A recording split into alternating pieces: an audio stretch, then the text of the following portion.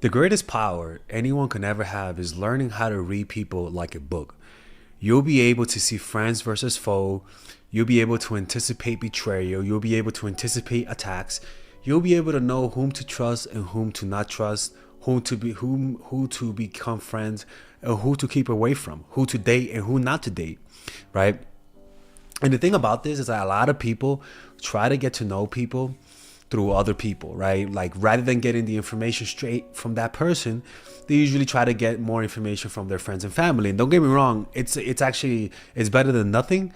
But the part is that people are unreliable, and they can filter information through their own prejudices and through their own biases, maybe because of their friends or maybe because they're family member.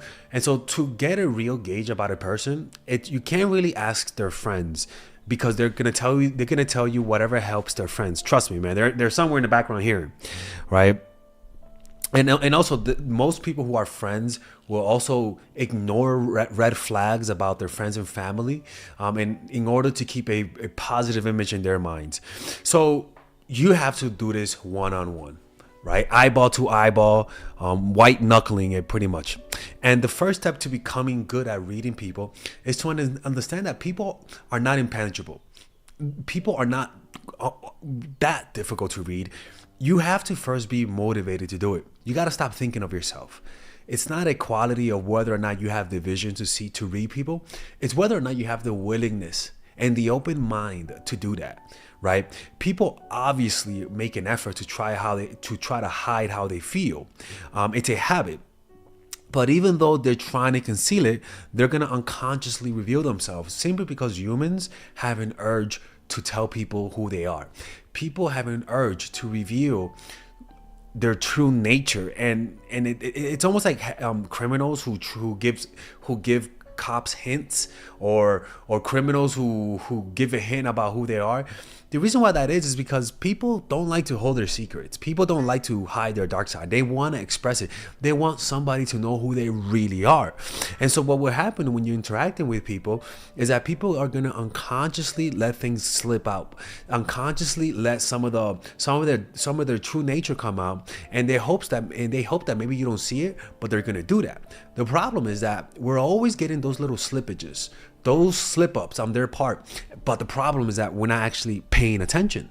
We're too much in our heads. Let's keep reading the notes, because I prefer to read the notes. We want to find a way to release that tension. People are dying to reveal who they are, right? And so because of that, they're always unconsciously sending signals of their deepest desires and intentions. And if we're not aware of it, it's our fault.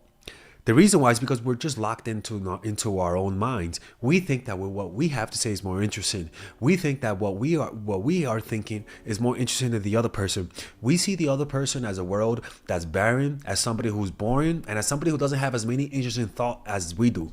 And so as a result, we let narcissism filter how we perceive people. And what that does is that you start to just project your intentions onto other people. You start to project your dark side onto other people. So to the extent that you could drop your self-interest and your ego, you're going to be able to see people for who they are and become more sensitive to the signals that they send out. It's not about how smart you are. It's not about how brilliant you are. It's all about to the extent that you are not self-consumed, self-absorbed. It's as simple as that, ladies and gentlemen.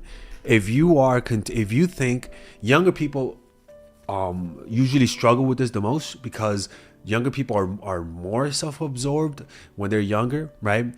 They lack more theory of mind. They lack self-awareness. So this is more prone to younger people. That's why older people tend to be better manipulators, pretty much, because they get to understand this when they get older, right? So how do you do this? First of all, you got to empty your mind when you're in front of people. And usually if you have too many insecurities, it's going to be really difficult to empty your mind, because there's an underlying tension, an underlying desire to impress them. And how do you know you have that underlying desire to impress them? Pretty much how you take rejection. What do you say to yourself when someone does not like you? How do you feel when somebody does not accept you, does not like you, rejects you, right? That intensity, the level of intensity is usually a reflection of how insecure you are at the end of the day. So that insecurity, when you're in front of them, is always going to be creating a mental dialogue in your mind. How do I say? How do I look? How do I look now? Am I impressing them? Do they like me? And that internal dialogue has a gravitational force, like a black hole that brings all of your thoughts into that one place, where those thoughts are all about how do I get them to like me, right? And because of that, you just stop reading people, and people can sense that. Right? People can sense, man, I gotta stop painting. I gotta stop drawing when I do these videos, people. Always looking like a gut, always looking like a mess. I draw with charcoal sometimes, so it just messes up my fingers. So yeah, empty your mind and pay attention to nonverbal cues. So how do you empty your mind? Bring attention to a physical sensation. Either bring attention to the breath or bring attention to the hand. Calm down, anchor your thoughts into a repetitive action, and that usually is the breath. Now, why is that? You might say, I may not be able to focus when I'm breathing, when I'm aware of my breath. No, those are two completely different parts of your brain. You can actually pay deep attention to the breath while listening to me. Because all you're doing is feeling sensation. You're not analyzing words. You're not making connections. You're just you're just having the sensation, and that feeling of that sensation is more of a primal thing. It's more in your that area is more in your reptilian brain. The part of you that analyzes information, that understands what's going on, is your frontal cortex. And so you could really you're using the two parts of your brain, because someone's like saying, oh, you could be aware of your depression while listening to someone. You know, that's the only way your attention could be in two places: in awareness of physical sensation, and then awareness of words and of things and processing information. You could actually do that. So that's not really a problem. But most of you guys are weak at that because you don't practice it. That muscle is weak. So it's very hard for a lot of you guys to pay attention to the breath and to listen to what people are saying. So that's why this is difficult. So how do you do that? Well, develop a meditation practice. Right? Order my course, Emotional Mastery, or go to a 10-day meditation retreat, right? That will help fix everything in your mind. After that, you want to pay attention to the nonverbal cues. Change what you prioritize when you are observing people. Prioritize the nonverbal, the tone of voice, and the facial expressions and body language more than words. Words are meant to distract you. So when you actually pay attention to that, you're going to notice that once you start getting good at paying attention to the nonverbal cues, you're going to feel almost like a physical anticipation, and you will feel people's moods inside of you, and you'll become more sensitive to their moods. And this is an antenna that we all have in our brain, right? We all have this antenna. The problem is that this antenna has become muffled. This antenna has become blunted. And so this antenna does not really perceive all of the signals that you're getting, and that antenna is meant for that. So you got to retrain it, right? And it's something that's wired inside of every single one of us, and you could train it. But the thing is, you need a reason why. So you got to have a why this is important, right? If you don't have a reason why, then you're not going to do this, because you're just going to be more self-absorbed. So how do you do this? Well, I'm going to teach you guys some ways to do this. One, have an open mind. That's the first thing. Have an open mind.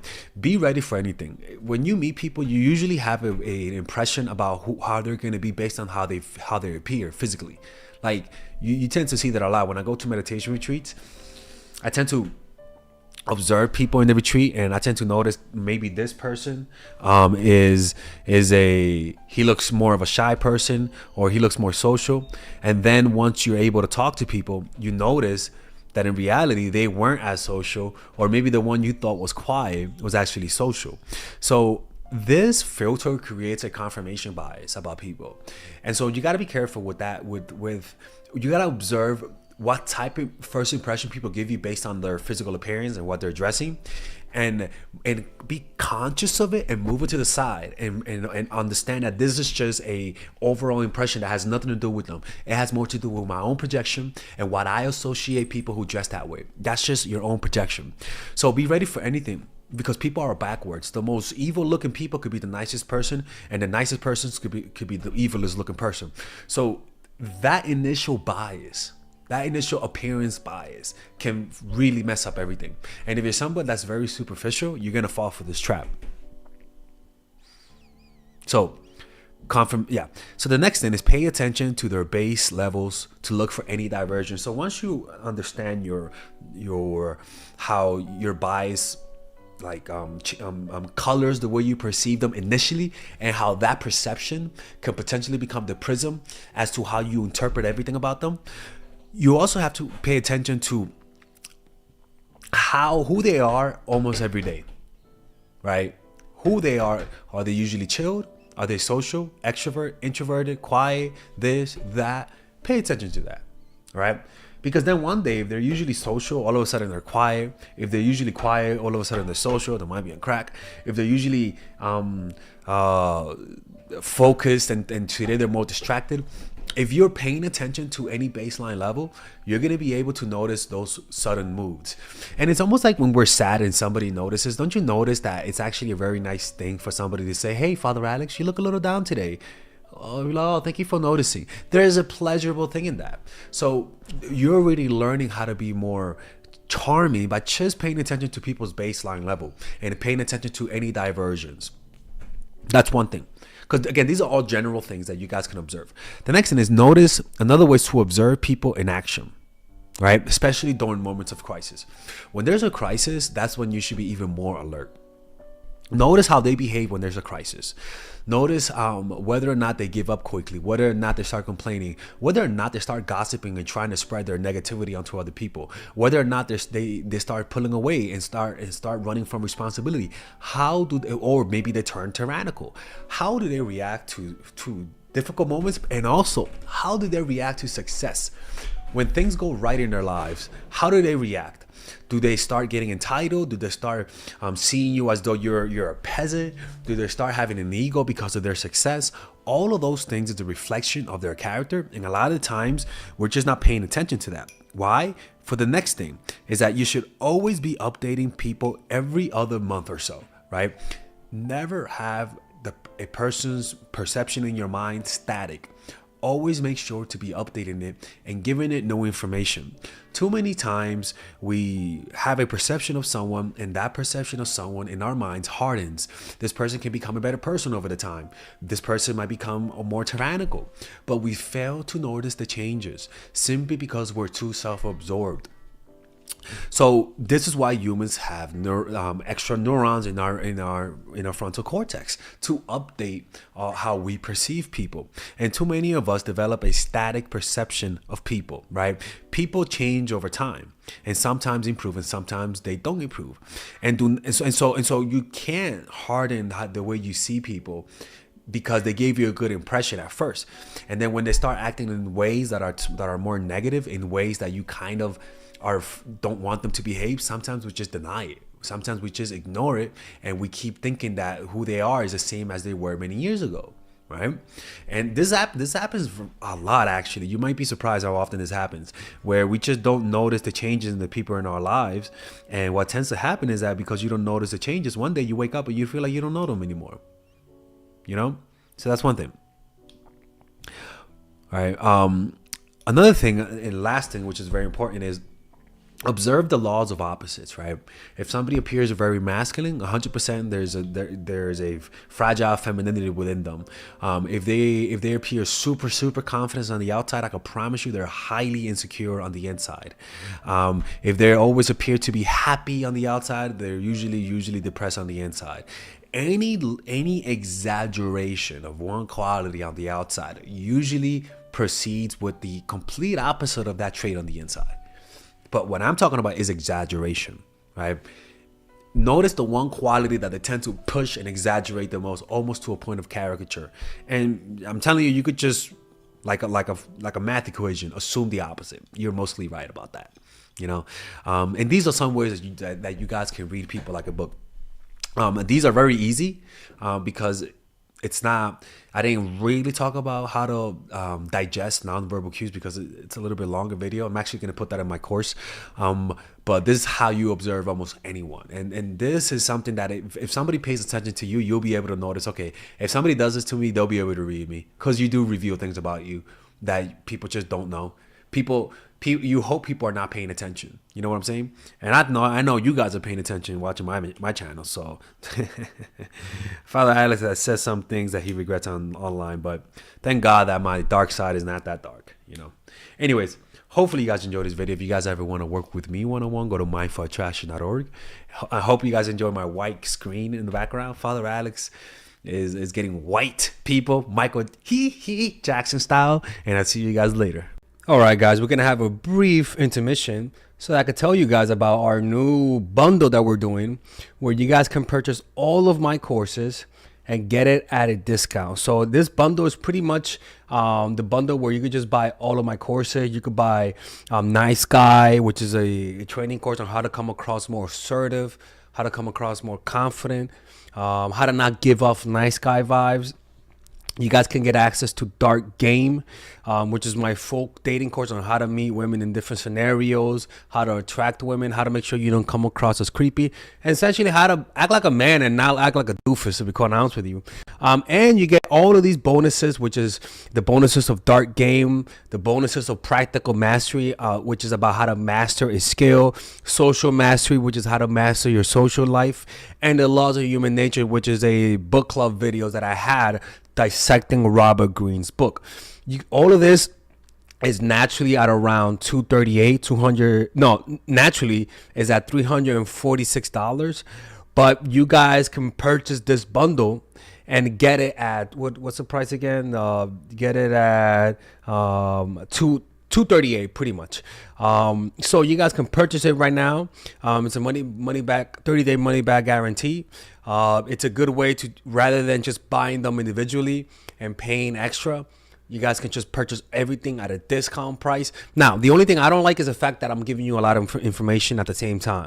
That makes me kind of scared, because a lot of times people don't do the things that I teach when you get too much information.